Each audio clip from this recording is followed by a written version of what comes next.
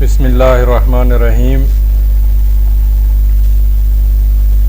اس video کا موضوع ہے اسالیب کلام۔ یہ نہایت آسان اور دلچسپ اور مفید تعلیمی ویڈیو ہے۔ اس میں بتایا جائے گا کہ کلام کے اندر ایسی کون سی خوبیاں پیدا کی جائیں جس سے کلام مؤثر ہو، طاقتور ہو، دلوں پر اثر کرے۔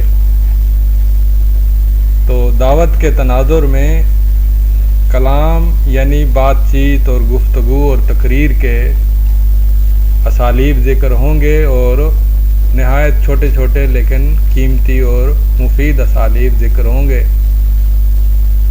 تو سب سے پہلا جو اسلوب ہے وہ حکمت ہے، یعنی جو بھی بات کریں اس میں ہم دانائی اور عقل مندی اور حکمت بھی ذکر کریں اور اس کا بھی حصہ ہو۔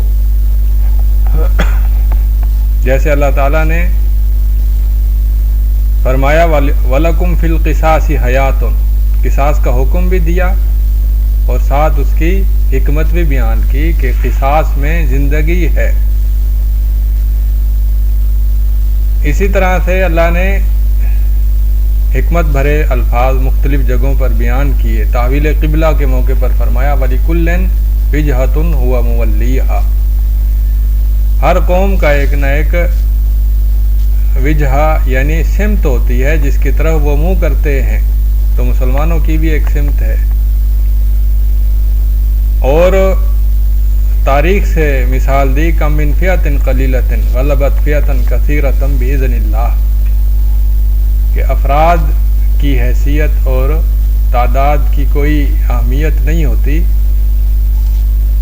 اللہ کے حکم سے کم لوگ بھی زیادہ لوگوں پر طاقتور غالب آ جاتے ہیں۔ اسی طرح ان النفس لامارۃ، یہ ایک حکمت والی گفتگو ہے۔ ان اللہ لا یغیر ما بقوم، یہ بھی حکمت پر مبنی ہے۔ هل یستوی الذین یعلمون والذین لا یعلمون، یہ بھی حکمت کی بات ہے۔ بعثت العشیرۃ، یہاں سے نبوی حکمت کی مثالیں ہیں کہ نبی صلی اللہ علیہ وسلم نے ایک شخص کو دیکھ کر کہا کہ کتنا برا انسان ہے، لیکن پھر بھی آپ اس سے خوش دلی سے ملے، تو یہ حکمت کی وجہ سے تھا۔ اور فرمایا لولا ان قومکی حدیث عہدہم بالجاہلیۃ، اے عائشہ رضی اللہ عنہا، اگر تیری قوم نئی مسلمان نہ ہوئی ہوتی تو میں کعبہ بیت اللہ شریف کو اس کے اصل بنیادوں پر قائم کرتا، لیکن چونکہ وہ ڈر ہے کہ بھڑک جائیں گے، غصے ہوں گے، ناراض ہوں گے، تو اس لیے میں یہ کام نہیں کرتا۔ تو یہ حکمت کی مثالیں تھیں۔ دوسرا اسلوب ہے اقناع علمی، یعنی کسی کو لاجواب کرنا، مطمئن کرنا علمی سطح پر، عقلی سطح پر۔ جیسے ایک شخص نے زنا کی اجازت مانگی تو آپ نے اس سے ناراض ہونے کی بجائے، غصہ کرنے کی بجائے، ڈانٹنے ڈپٹنے کی بجائے اس سے بات چیت کی اور فرمایا کیا تم اپنی ماں کے لیے یہ پسند کرو گے کہ کوئی اس سے زنا کرے؟ ایک شخص نے کہا جی میرا کالا بچہ پیدا ہوا ہے، اس کا اشارہ تھا کہ میں بھی سفید ہوں، میری بیوی بھی سفید ہے، تو بچہ کالا کہاں سے آ گیا؟ آپ نے ڈانٹنے کی بجائے اسے علمی سطح پر مطمئن کیا۔ اسی طرح سے قصص ہیں، جریج کا قصہ، جادوگر اور لڑکے کا قصہ، غار والوں کا قصہ، ایوب علیہ السلام کا نہانے کا واقعہ، انبیاء کے پیشے، بلعام باعور کا مشہور قصہ ہے۔ یہ قصے نبی اکرم صلی اللہ علیہ وسلم نے بھی سنائے اور بڑے لمبے لمبے قصے سنائے، اور بخاری شریف میں بے شمار قصے ہیں، اور اللہ تعالیٰ نے بھی سنائے ہیں، جیسے حضرت خضر علیہ السلام کا قصہ، کہف والوں کا قصہ اور دیگر قصے۔ تو قصوں سے کلام کے اندر جاذبیت پیدا ہوتی ہے اور کلام مؤثر ہوتی ہے۔ اسی طرح تشبیہات ہیں، جیسے نبی صلی اللہ علیہ وسلم نے مثالیں دی کہ مومن سنگترے کی طرح ہوتا ہے، ذائقہ بھی اچھا اور خوشبو بھی اچھی، اور عالم جو ہے سخت زمین کی طرح ہوتا ہے کہ یہ پانی کو روک لیتا ہے، یعنی علم کو ذخیرہ کرتا ہے، اور پھر کئی فصلیں اسے سیراب ہوتی ہیں، کئی کھیتیاں سیراب ہوتی ہیں۔ اور آپ نے لوہار کی اور کستوری کو بیچنے والے کی مثال دی، اور مومن عمارت کی طرح ہوتا ہے، اور عمارت کا ہر جز دوسرے جز کو مضبوط کرتا ہے، اور 5 نمازیں 5 غسل کی طرح ہیں۔ یہ آپ نے مثالیں دی ہیں، تشبیہات۔ اس کے بعد ہے ضرب المثل۔ قرآن میں بھی اور حدیث شریف میں بھی مثالوں ضرب المثل بیان کی، جیسے کلمۃ طیبۃ، کہ مسلمانوں کے کلمہ طیبہ کی مثال ایسے ہے جیسے ایک درخت ہو مضبوط، جس کی جڑیں زمین میں بھی طاقتور ہوں اور اس کی شاخیں آسمانوں میں ہوں، یعنی بلند و بالا ہو، خوبصورت ہو، شان و شوکت والا ہو، اور اس کا پھل ہمیشہ رہتا ہے، سارا سال میسر ہوتا ہے، لوگ ذخیرہ کر لیتے ہیں۔ تو کلمہ طیبہ پڑھنے والا بھی مضبوط اخلاق کا ہوتا ہے، اور اس کا نفع عام ہوتا ہے، سب لوگ اس سے فائدہ اٹھاتے ہیں۔ اور کافر کا جو کلمہ ہے وہ ایسے جیسے جڑی بوٹی ہو۔ اسی طرح العنکبوت، مکڑی کی مثال، قریہ آمنہ کی مثال، حضرت نوح علیہ السلام اور حضرت لوط علیہ السلام کی بیویوں کی مثال، اور السیل زبد الرابیہ، سیلاب کے اوپر جھاگ ہوتا ہے، آپ نے مثال دی اللہ تعالیٰ نے کہ یہ باطل کی مثال ایسے ہوتی ہے۔ کمثل القلب، جو عالم ہو کر دنیا کا لالچی ہو، وہ ایسے ہے جیسے کتا ہو، اس پر بوجھ لا دیں پھر بھی ہانپتا ہے، نہ لا دو پھر بھی ہانپتا ہے، یعنی ہر حال میں وہ پیسے کے پیچھے مرتا ہے۔ حتی یلج الجمل فی سم الخیاط، یہ بھی ایک ضرب المثل ہے۔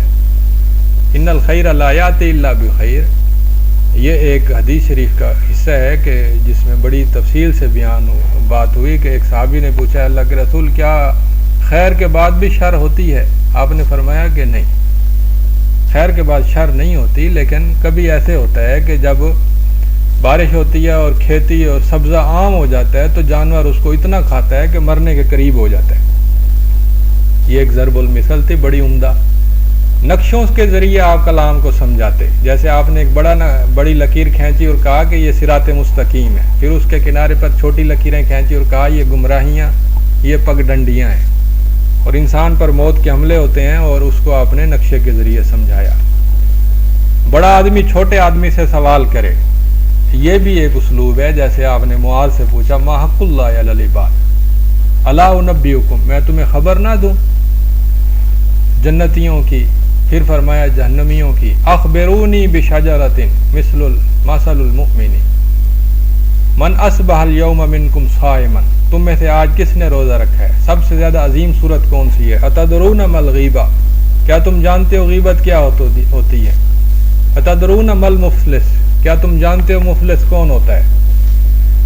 چھوٹے کا بڑے سے سوال کرنا، جیسے اللہ نے حکم دیا فاسألوا اہل الذکر ان کنتم لا تعلمون، فاسأل الذین یقرؤون الکتاب، فاسأل بنی اسرائیل، فاسأل بی خبیرہ، فاسأل العادین، یسألونک ماذا ینفقون، یسألونک عن الشہر الحرام، یسألونک عن الخمر والمیسر، یسألونک عن المحیض، یسألونک عن الساعۃ ایان مرساہا۔ یہ روح کے بارے میں سوال کیا گیا، پہاڑوں کے بارے میں، مال غنیمت کے بارے میں۔ تو یہ سوال کرنا بڑے کا چھوٹے سے اور چھوٹے کا بڑے سے، یہ اسلوب کلام ہے، اس سے کلام خوبصورت ہوتی ہے۔ حوار مکالمہ، حوار کہتے ہیں کہ باقاعدہ ڈھیسارے سوال جواب ہوں، جیسے حضرت ابراہیم علیہ السلام نے پوچھا کہ تم کن کی پوجا کرتے ہو؟ انہوں نے کہا جی ہم بتوں کی پوجا کرتے ہیں۔ پوچھا کیا یہ نفع نقصان دیتے ہیں؟ تو یہ ایک مکالمہ ہوا۔ اسی طرح اللہ نے فرشتوں سے پوچھا کہ میں ایک بشر بنانے والا ہوں، اور جب میں وہ بشر بنا لوں تو تم اس کے لیے سجدے میں گر پڑنا۔ تو انہوں نے کہا کہ اے اللہ آپ ایسے مخلوق کو پیدا کر رہے ہیں کہ جو شر اور فساد پھیلائے گا، تو اس پر ایک طویل مکالمہ ہے۔ ایسے مریم اور جبریل علیہ السلام کا بھی مکالمہ ہے۔ تو مکالمہ بھی کلام کو خوبصورت کرتا ہے۔ گفتگو میں، تقریر میں، خطبہ جمعہ میں مکالمے پیش کیے جائیں اور ضرورت پیش آتی ہے تو وہ بھی بڑا مفید ہوتا ہے، قیامت کے دن مکالمے ہوں گے، جیسے این شرکاؤکم، اللہ پوچھیں گے بتاؤ تمہارے شریک کہاں ہیں جن کو تم پوچھتے تھے، تو وہ جواب دیں گے، تو مکالمہ ہوگا۔ تکرار سے بھی کلام خوبصورت ہو جاتی ہے، جیسے تؤتی الملک من تشاء وتنزع الملک ممن تشاء، اس میں ملک 2 دفعہ آیا اور تشاء 2 دفعہ آیا۔ اسی طرح تحویل کے ذریعے یعنی بات کو ہولناک بنانا، اس کے لیے بھی تکرار ہوتا ہے، جیسے کلا لینبذن فی الحطمہ وما ادراک ما الحطمہ، یہ حطمہ لفظ 2 دفعہ آ رہا ہے۔ تو تحویل کے لیے یعنی کلام کو خوفناک بنانے کے لیے، ترغیب اور ترہیب کے لیے بھی تقریر ہوتی ہے، تکرار ہوتا ہے، جیسے فکیف کان عذابی ونذر، یہ بار بار آ رہا ہے۔ توبیخ کے لیے تکرار ہوتی ہے، جیسے الہم اللہ، تاکید کے لیے الا ان للہ ما فی السماوات والارض، اور پھر آگے بار دوبارہ بھی آیا۔ تو اس طرح سے تنبیہ کے لیے بھی تکرار ہوتی ہے، جیسے فبأی آلاء ربکما تکذبان۔ تو یہ تکرار کے مختلف مقاصد ہوتے ہیں، اور کلام کی تکرار، جملے کی تکرار اور کسی لفظ کی تکرار موقع محل کے مطابق ہو تو کلام خوبصورت ہو جاتی ہے۔ تلمیح کہتے ہیں کہ تصریح نہ کرنا، اشارہ کرنا، یہ بھی کلام کو خوبصورت کرنے کے لیے ہوتا ہے، جیسے ما بال اقوام، آپ کسی کا نام لیے بغیر کہتے تھے کہ کچھ لوگ ایسے ہیں کہ وہ ایسے ایسے کرتے ہیں یا ایسے ایسے کہتے ہیں، تو یہ بڑی بری بات ہے، ایسا نہیں کرنا چاہیے۔ تو یہ تلمیح ہے، اشارہ کرنا، نہ کہ کسی کا نام لینا۔ قسم جو ہے کلام کو خوبصورت کرتی ہے، جیسے نبی صلی اللہ علیہ وسلم قسم اٹھاتے والذی نفس محمد بیدہ، اور اس کے علاوہ قسمیں اٹھاتے، اور قرآن کے اندر بھی قسمیں ہیں۔ بوقت ضرورت قسم اٹھانا کلام کی خوبصورتی میں اضافہ کرتا ہے، لیکن ہر وقت قسم نہیں اٹھانی چاہیے۔ عدد شمار کرنا بھی کلام کا حسن ہے، جیسے آپ نے فرمایا کہ 3 بندے ایسے ہیں کہ اللہ ان سے کلام نہیں کرے گا، 7 بندے ایسے ہیں کہ اللہ ان کو اپنے سائے میں سایہ جگہ دے گا، جبکہ اس دن کوئی سایہ نہیں ہوگا۔ تو عدد شمار کرنا، 3 باتیں ہیں، 2 باتیں ہیں، 1 بات کرتا ہوں، یہ عدد شمار کر کے پھر اس کی تفصیل بیان کرنا، اس سے کلام کی خوبصورتی میں اضافہ ہوتا ہے۔ موسیقی کے جملے بھی پیدا ہوتے ہیں بعض احادیث میں بھی اور بعض آیات کے اندر بھی، جیسے آپ نے فرمایا کہ لا تناجشوا ولا تحاسدوا ولا تباغضوا ولا تنافسوا ولا تدابروا، یہ حدیث کے اندر ایک جیسے لفظ ہیں جو کلام کے اندر موسیقی یعنی خوبصورت وزن پیدا کر رہے ہیں، تو یہ بھی کلام کی خوبصورتی ہوتی ہے، لیکن یہ تکلف کے ساتھ نہ ہو۔ قرآن کے اندر بھی ایسی جگہیں، ایسے مقامات ہیں جہاں پر اس طرح سے الفاظ آئے ہیں۔ تنبیہ کے ذریعے بھی کلام میں خوبصورتی پیدا ہوتی ہے، جیسا کہ الا ادلکم، کیا میں تمہیں خبر نہ دوں، ایھا الناس، اے لوگو، یا نساء المسلمات، اے مسلمانوں کی عورتوں، یہ تنبیہ کے انداز ہیں۔ استفہام کا انداز جیسے حل اتاک حدیث الغاشیہ، کیا آپ کے پاس غاشیہ کی خبر آئی ہے، آخرت کی، قیامت کی خبر آئی ہے۔ افرأیتم ما تمنون، تمہارا کیا خیال ہے جو تم بیوی سے ہم بستری کرتے ہو۔ افرأیتم ما تحرثون، تمہارا کیا خیال ہے جو تم کھیتی باڑی کرتے ہو۔ تو یہ تنبیہ کے انداز ہے۔ تاکید میں قسم سے بھی تاکید ہوتی ہے، جیسے والفجر ولیال عشر والشمس وضحاها، تصویر یعنی ایک منظر کشی ایسی کرنا کہ اس سے بھی تاکید پیدا ہو، جیسے لو کان البحر مدادا، اگر یہ سمندر سارا کا سارا سیاہی بن جائے اور درخت ساری کے ساری لکڑیاں اور اس سے قلمیں بن جائیں، تو پھر بھی وہ سمندر کی سیاہی خشک ہو جائے گی اور لکڑیاں لکھ لکھ کر گھس گھس کر ختم ہو جائیں گی، لیکن اللہ کی حمد و ثنا، اس کے کلمات ختم نہیں ہوں گے۔ یہ تصویر میں مبالغہ ہے۔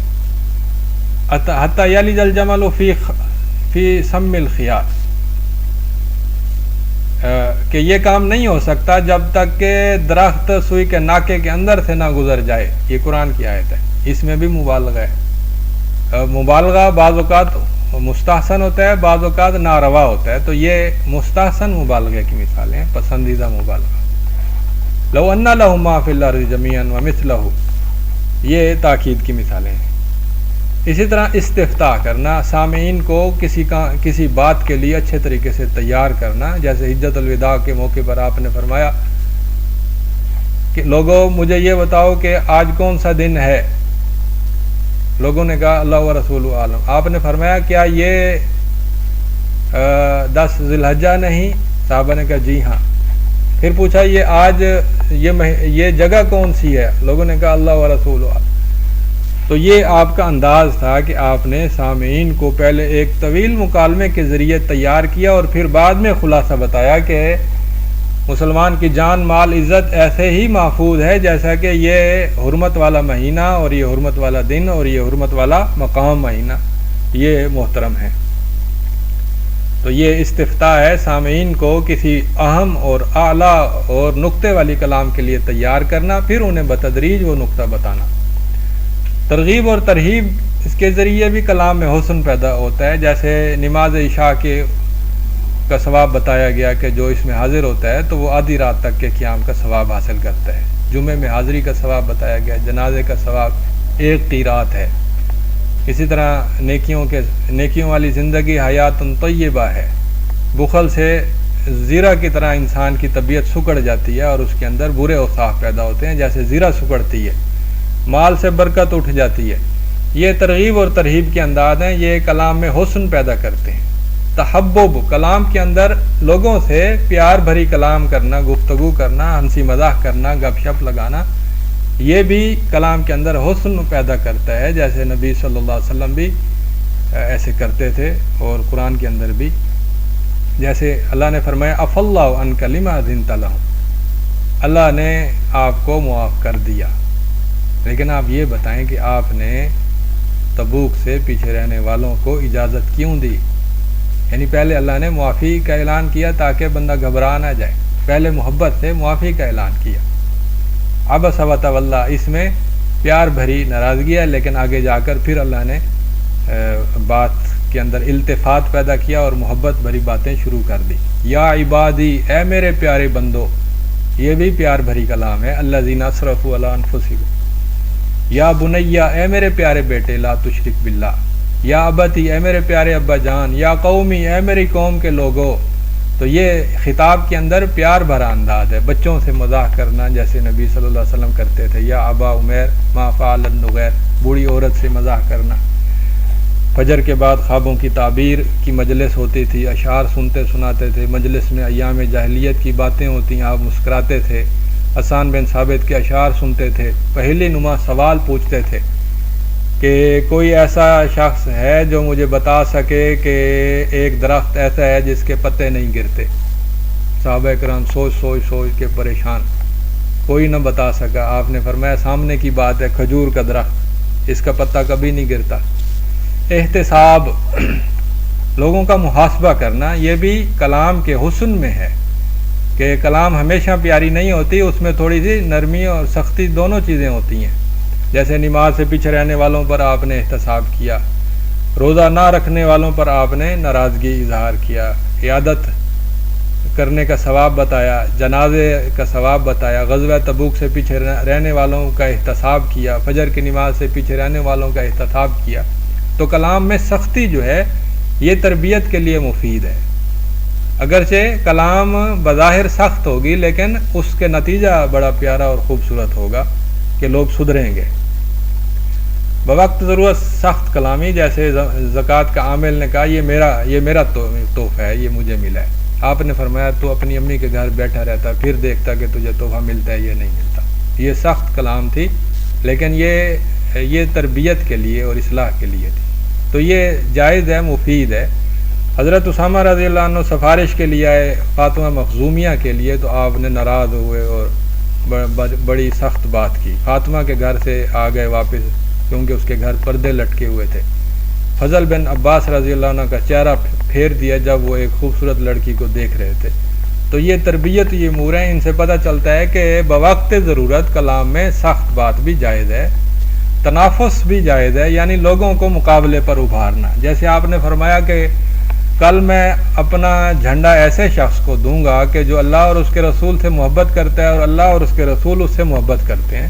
یہ غزوہ خیبر پر حضرت علی رضی اللہ عنہ کو جھنڈا دینے کا واقعہ ہے۔ اسی طرح آپ نے 99 ناموں کو یاد کرنے پر بھی ابھارا، ترغیب دی۔ آسان ہدف دینا، جیسے آپ نے فرمایا اتقوا النار ولو بشق تمرۃ، آگ سے بچو اگرچہ ایک کھجور کا دانہ آدھا ٹکڑا کیوں نہ دینا پڑے۔ اور افتان یا معاذ، اے معاذ لمبی نماز پڑھاتے ہو، کیا تم فتنے باز ہو؟ یعنی لوگوں کو سختی اور آزمائش میں نہ ڈالو، آسان ہدف دو۔ خطاؤں کی اصلاح کرنا یہ بھی کلام کے حسن میں ہے اور تربیت کے فوائد میں ہے، تربیت اس سے بہتر ہوتی ہے، ماحول کی نگہداشت ہوتی ہے۔ بعض اوقات نام لیے بغیر اصلاح کرتے اور بعض اوقات آپ نام بھی لے لیتے جب ضرورت ہوتی۔ فاطمہ کے گھر رضی اللہ عنہ کے گھر گئے تو آپ نے پردے دیکھ کر ان کی اصلاح کی۔ تو یہ ہمارا پہلا حصہ تھا، اسی پر اکتفا کرتا ہوں، پھر اس کے بعد دوسرا حصہ انشاءاللہ پیش کرتا ہوں۔